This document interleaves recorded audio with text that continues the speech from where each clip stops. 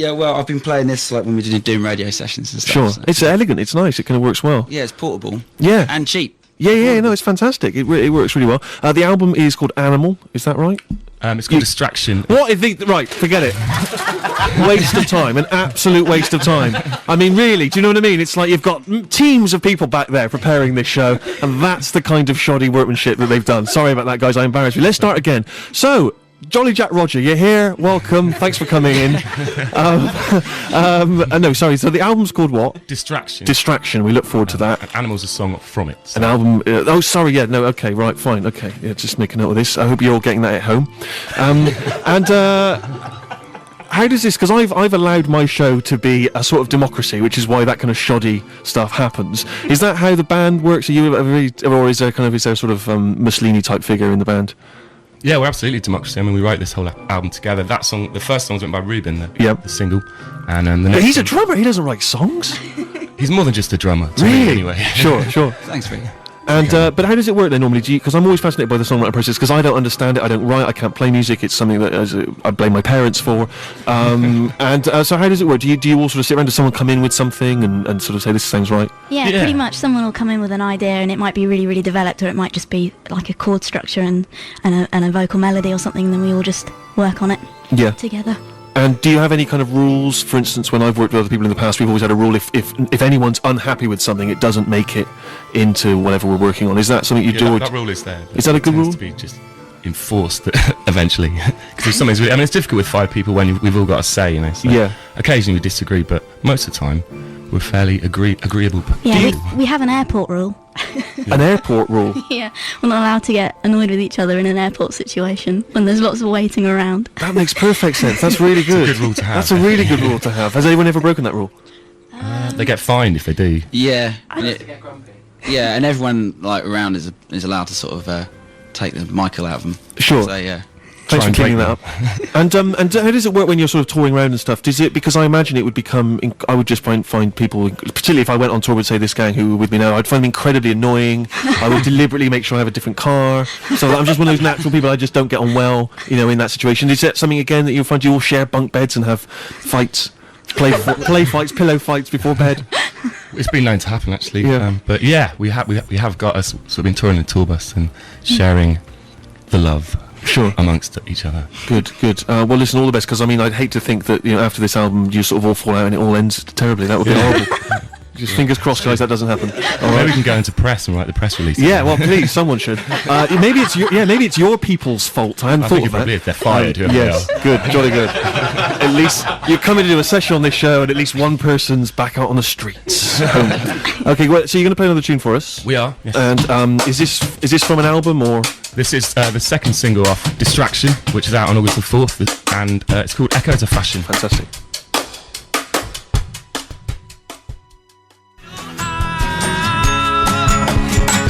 Just an echo of fashion. Fantastic. Captain, live here in the studio. I've got a list of tour dates. I'm presuming that's your last tour, so I'm not going to read them out. Do you want to tell me, guys? Can people catch you live soon or in the future? Yeah, we're doing a little tour in April.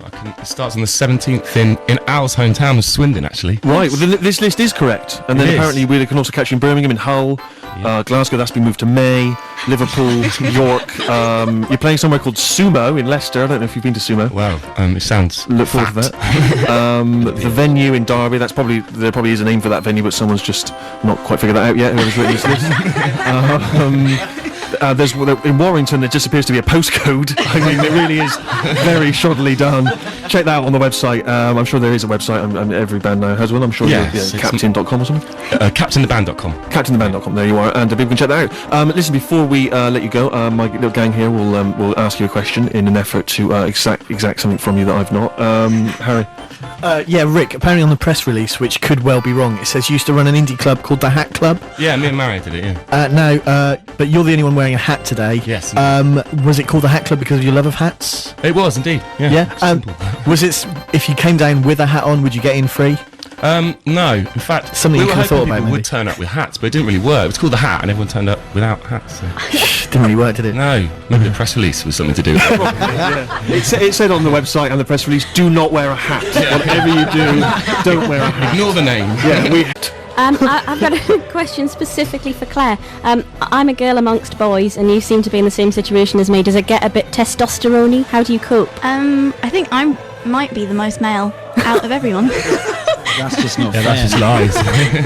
So who are you pointing the feminine finger at? No, they're all lovely boys. Actually, I have a great time. It's like having 4 big brothers. Oh, isn't that sweet? It'll end in tears. You're from Swindon, but you're known as a London-based band. So how did you meet? Are you all originally from London? Apart from you, Al, are you all from London? I was born in London, yeah. Oh, right. And Maz obviously wasn't born in London, born in Greece. Right. In Athens. I'm from Devon. Okay. And Ruben. I'm not entirely sure where I'm from. I guess London's probably a good. And did you play kind of the dingy kind of the Water Rats, all those sort of kind of bars and clubs in London when you were kind of on the way out? Yeah, I mean, we've all been musicians for a long time, whether it's in this band or other ones, but we've been up and down What was all the of the motorways. skankiest hole you've had to play in London? In London? Oh, right. God, we could get ourselves in trouble here. You'll never be playing here again. I don't know. London's actually all right. It's quite plush. Even the scummier end of it is quite nice, but there are some worse ones around the country. We had a rough gig in Stoke, didn't we? Yeah, they didn't like us in Stoke. Oh, really? Yeah. You're playing there 7th of May. According to... No, you're not. You're not. Incidentally, when you are playing live, Ruben, will you be bringing a drum kit? Yeah, I will. Good. All right. Thank you very much indeed for that. Listen, guys, we've really appreciated you coming in. Thank you so much, and it's been wonderful. Best luck with the album. The album again is called Distraction, and it's available August the 4th. But the single is called. The first one's called Keep an Open Mind, And that's available May the 5th. All right. Definitely. Specialised subject. Definitely scrunch that up. Thank you very much indeed, guys. Round of applause, please, for Captain. Live music. BBC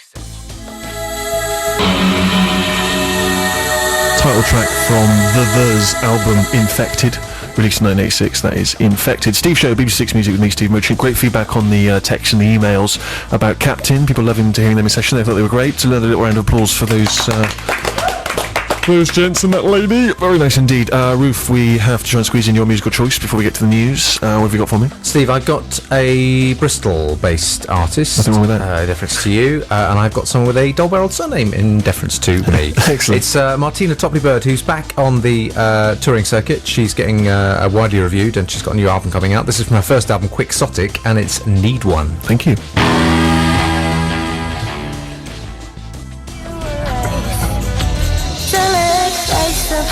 That's Rufus's choice on this week's Steve Show. What was it again, Ruf? It was Martina Topley-Bird, Need One. Thank you very much indeed. We were talking earlier, and I've still not really resolved it in my own head. I do not understand the appeal of motor racing. I cannot. It genuinely baffles me as to why that is of interest to anyone. I mean, again, I'm not just trying to, sort of take a sideways look at motorway racing. I have no opinion of motor racing. I don't understand why it's fun to watch. I don't understand why you want to go see just the cars going around the track, maybe 25 times. You're not in the car. Maybe if you were in the car, that would be interesting. But as it is just to watch the car driving, it's not really. People go, oh, Lewis Hamilton. It's kind of the boffins who've designed the car that year, that've done most of the work. And they've all managed, because they got some slightly tinier nuts or something that year. That makes the car go faster, brilliant, by sort of, a quarter of a second or something. This is apparently interesting. If you're at the track, the car goes past. That's it. Oh, and the noise, smell, and the smell, unbearable. I genuinely don't understand. I have no concept of why that's interesting to watch. I know now on the TV they're trying to. You can get in the cab, you hear what they're saying and stuff. Even that's boring. That's just not interesting, because it's like, oh, I'm driving fast. Look at me, aren't I great? Or whatever. Sometimes in French. So I genuinely no idea. And we were chatting earlier, weren't we, Ruth, about how is that something you relate to? You relate to that completely. On Formula One as well, and motor racing in general. The colossal nature of everything involved. Yes. So bizarre to me as well. The massive expenditure. The fact that McLaren got fined £60 million last year for that, for finding out about what the other team were up to. And I don't know where they got the money for. Well, obviously they've got a lot of money, but where did the money go? Where did £60 million go? Where? And also, environmentally, it's so hostile. It's just driving a car around. I can't drive my car down the road to pick up the shopping. I'm getting a hard time for that, and understandably. But we're turning a blind blind eye to these guys driving around in a circle There's for that 5 fella. hours. There's that fellow who's one of the top brass who's just caught up in some kind of. I'm not going to name. No, I'm not going to name him. But we know we're talking about the Nazi sex dungeon. Yeah, right? yeah. Even that makes more sense to me. Even the appeal of that makes more sense than what he does between the hours of 9 to 5. But the actual, the driving around. But we were just talking. There are things again which are just irrational. Maybe if you're out there and you love motor racing, you can kind of explain to me, via email or text. I'm sorry if we don't read it out. I apologise in advance. Maybe you can explain the appeal of it. I'm sorry, I don't understand. Please help. Yours sincerely, SJ Merchant. Yeah. But anything's that occurred to you that you just can't understand? the appeal I've of? never really got the appeal of films centred around the mafia and Italian-American gangsters. I find that... We talked about this before. I don't understand. They're so Now that horrible is to each irrational. other, Steve. They're so horrible They're to so each other. mean. They pretend that they like each other and they don't. And they all kill each other. And if somebody laughs at somebody else, that's just not on. You're not allowed to do it. So you get stabbed in the neck by someone, and then you get chucked off the Jersey Turnpike or something. I just think it's horrible.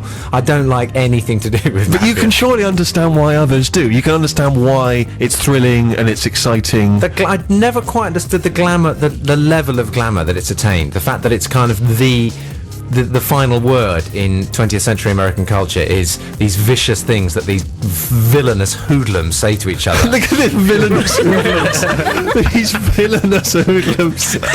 Oh, dearie me. Freddy Krueger. What a villainous hoodlum with his long, pointy fingers. They constantly pretend that they're businessmen, and they're not businessmen, they're murderous I think what you villains. don't like is gangsters. It might be not gangsters. necessarily films about gangsters. But people quoting lines from these movies to each other in playgrounds or offices across the country, and I think, stop it. Quote another film. Sure. I can't. Maybe just quote that never got recent it. thing, Becoming Jane, about Jane Austen.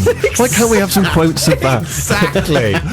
Harry, you must have any number of irrational hatreds you don't understand. Yeah, my biggest one is dancing, Steve. Dancing? I've never. What are you talking about? I've literally never understood the. But that enjoyment doesn't make from it. any sense. But it's like, but the thing is, as a teenager, you're forced to go to these places where you have to dance. This is the only way you're gonna get a girl. You got to dance. You got to have a little dance. I hate dancing. I don't understand dancing. I don't know how it works. But having got through my life, I thought I'd put all the dancing behind me, and now. Like the one big dance you've got left is if you get married. Yeah. You've got the first dance. God knows how people get through that. I'm literally dreading that. I'm hoping it never comes. But the other one is now, because dancing is now, it's on the telly all the time. So, henpecked husbands all over the country being dragged out to go dancing. It's like you spent your whole life avoiding dancing, and now people are trying to foist it on us again. But and surely you understand the appeal, the native rhythms that we like to groove to. That's what your fingers are for, tapping along. I don't agree with that. You're an idiot. Sammy, quickly. Katie Melua, I don't understand how she's so successful. She drives me mad. Cage fighting, which my father loves, and he says it's quality. beautifully vicious. I don't understand that at all. And finally, as does book selection, which is 50% books about child abuse and 50% books about street criminals. Why are people getting Which joy in from turn this? angers Rufus. Fantastic. All right, thank you very much indeed, guys. Maybe we'll continue this conversation the other side of the news. Maybe not, because we've got to delve into the pigeonhole. Let's not forget that. Here's the news. On digital. Online.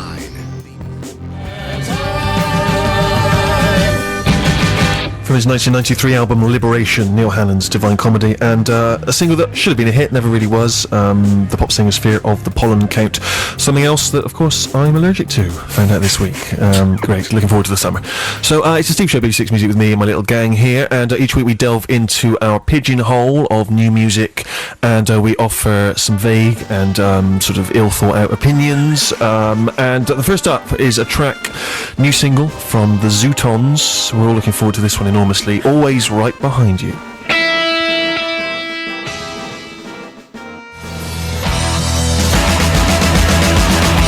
First single to be taken from their album You Can Do Anything, which is released on the 2nd of June, and that single out physically. You can buy it as an